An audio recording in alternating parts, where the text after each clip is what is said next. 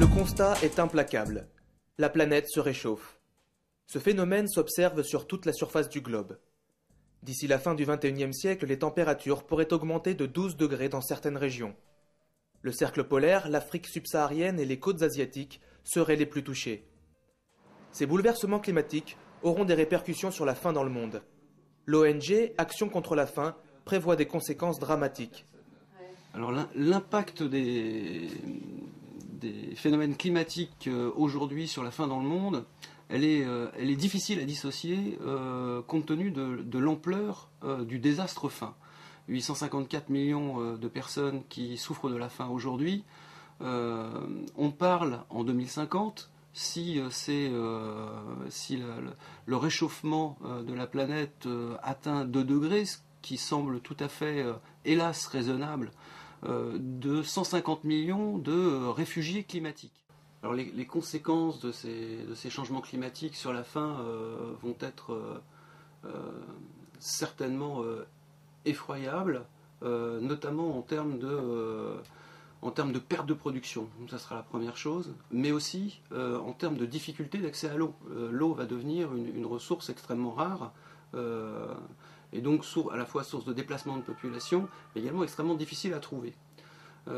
Les conditions sur la santé, eh bien, elles vont être conséquentes à cette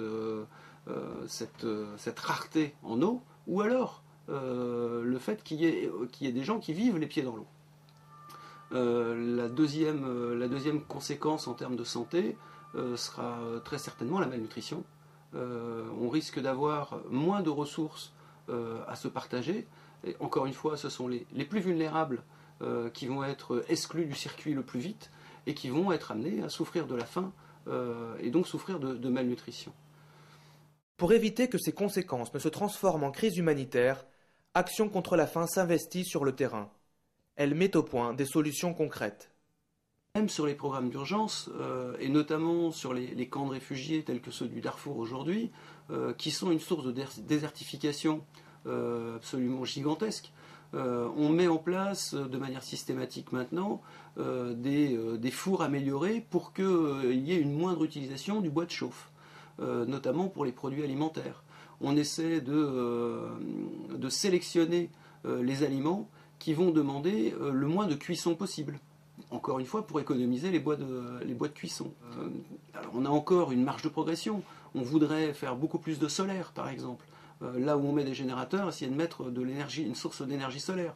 Aujourd'hui, on a besoin d'adapter nos projets, même si ça coûte plus cher, pour prendre soin de l'environnement.